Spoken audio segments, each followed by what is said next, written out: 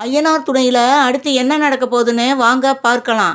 பல்லவன் வீட்டுக்கு வந்ததும் எல்லாருமே அவ்வளோ சந்தோஷப்படுறாங்க. அந்த சந்தோஷத்த பார்த்த நிலா, அவங்க அம்மா, அப்பா, அண்ணன் ஞாபகம் வந்துருது. அவங்க வீட்ல வந்து அவ்வளோ சந்தோஷமா நிலா மேல எல்லாருமே பாசத்த கொட்டி வளர்த்துருப்பாங்க. அவங்க அப்பா கேட்கவே வேணாம். நிலா மேல அவ்வளோ உயிரா இருப்பாரு. அதெல்லாம் நெனச்சு பார்க்குறாங்க. நெனச்சு பார்த்துட்டுன்னு நெனைக்கிறாங்க, இந்த சூர்யா லூசு பையன் மட்டும் நம்ம வாழ்க்கையில வராம இருந்திருந்தானா, நம்மளும் நம்ம அம்மா, அப்பாவ விட்டு இந்நேரம் பிரிஞ்சிருக்க மாட்டோமே! நம்மளும் இவ்வளோ சந்தோஷமா தானே இருந்திருப்போம் அப்படின்னு நெனைக்கிறாங்க. அப்படி நெனச்சிட்டாலும், ஒரு பக்கம் வந்து நமக்கு பிடிக்காத வாழ்க்கைய தானே நம்ம அப்பா சூஸ் பண்ணாரு. அப்படி ஒரு மகளுக்கு பிடிக்காத வாழ்க்கை வேணாம்னு அவர் வந்து விட்டு குடுக்கல. ஆனா, இங்க வந்து நம்மளுக்கு புடிச்ச மாரி நம்மளுக்கு ஒண்ணொண்ணையும் பார்த்து பார்த்து செய்றாங்க. அதனால அதுக்கு இது எவ்வளவோ பெட்ரு அப்படின்ட்டு நெனச்சு வாழ்ந்துகிட்டு இருக்காங்க. அத நெனச்சு சந்தோஷமும் படுறாங்க. அப்பா வீடா, சேரன் அண்ணா வீடா அப்படின்னா, சேரன் அண்ணா வீடு தான் அவங்களுக்கு ரொம்ப புடிச்சிருக்கு. ஏன்னா வந்து ஒண்ணொண்ணும் நிலாவுக்கு புடிச்ச மாரி அவங்க வந்து அவங்களுக்கு இல்லைன்னாலும் பார்த்து பார்த்து செய்யக்கூடியவ. 4 பேருமே அப்படிதான் செய்றாங்க.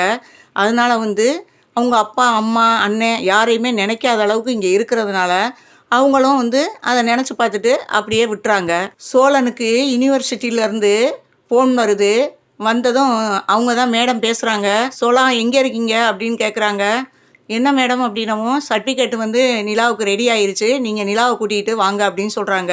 உடனே வந்து அவர் சந்தோஷம் தாங்க முடியல. இதை கேட்டால் வந்து நிலா எப்படி சந்தோஷப்படுவாங்க, நமக்கே அப்படி இருக்கே அப்படின்னு சொல்லிட்டு, "சரிங்க மேடம், நான் உடனே கூட்டிகிட்டு வரேன்" அப்படின்னு சொல்லிட்டு ஃபோனை கட் பண்ணிவிட்டு நிலாட்ட வர்றாங்க சோழன். நிலாட்ட வந்து சோழன் சொல்கிறாங்க, "நிலா வாங்க கொஞ்சம் வெளியில் போயிட்டு வரலாம்" அப்படின்னவும், "இப்போ எதுக்குங்க தேவையில்லாமல் வெளியே கூப்பிட்றீங்க" அப்படின்னவும், "வாங்களேன் உங்களுக்கு சந்தோஷமான விஷயம் தான்" அப்படின்னு சொல்லவும், "ஏன் அதை சொல்ல மாட்டீங்களா?" அப்படின்னவும், "நீங்கள் அங்கே வந்து பாருங்க" அப்படின்னு சொல்கிறாங்க. "என்னன்னு சொல்லுங்களேன், சஸ்பென்ஸ் தாங்க முடியலை" அப்படிங்கிறாங்க.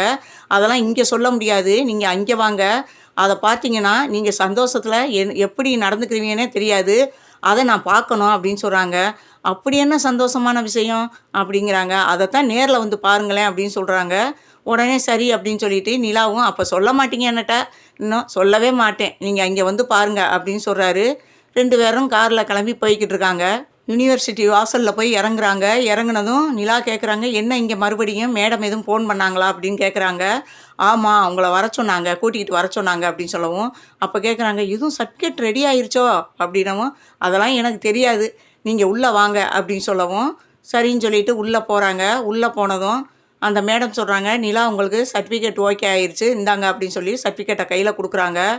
அத வாங்குனதுமே அவங்களுக்கு இருந்த ஒரு சந்தோஷம் இருக்கே, வானத்தில பறக்கிற மாரி அவங்களுக்குள்ள அவ்வளோ ஒரு சந்தோஷம், தாங்க முடியாத சந்தோஷம்.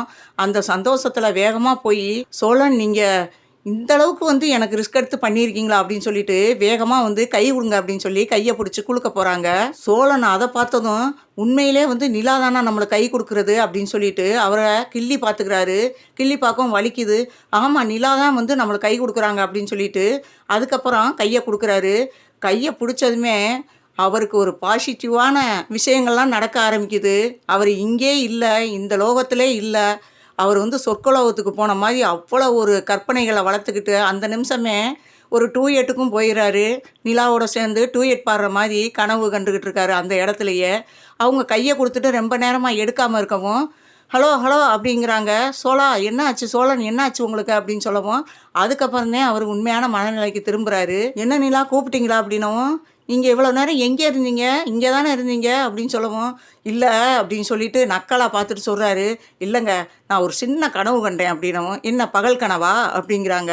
"ஆமாங்க, சில நேரங்கள்ல வந்து இந்த மாரி கனவு கண்டா தாங்க நம்மளுக்கு ஒரு சந்தோஷம் கிடைக்குது" அப்படிங்கிறாரு. ரொம்ப ஓவராத்தான் போறீங்க" அப்படின்னு சொல்லிட்டு, "வாங்க உங்களுக்கு என்ன ட்ரீட் வேணுமோ நான் வந்து உங்களுக்கு இன்னைக்கு கண்டிப்பா நான் பண்ணணும்" அப்படிங்கிறாங்க. "வெறும் ட்ரீட் மட்டும் தானா? வேற ஒண்ணும் இல்லையா?" அப்படின்னு சொல்றாங்க. "வேற என்ன வேணும் சோழன்? கேளுங்க. உங்களுக்கு என்ன வேணாலும் நான் வந்து இன்னைக்கு இருக்கிற ஹாப்பி மூடுக்கு உங்களுக்கு என்ன வேணாலும் பண்ணி குடுப்பேன்" அப்படிங்கிறாங்க. உடனே வந்து, "நான் கேட்டதெல்லாம் நீங்க செஞ்சுருவீங்களா?" அப்படின்னு சொல்லவும், "கேளுங்க. என்னால செய்ய முடியறத உங்களுக்கு செஞ்சு குடுக்குறேன்" அப்படிங்கிறாங்க. "இல்ல வேணாங்க. நான் கேட்குறது வந்து உங்கனால வந்து ஏத்துக்கிற முடியாது" அப்படிங்கிறாங்க.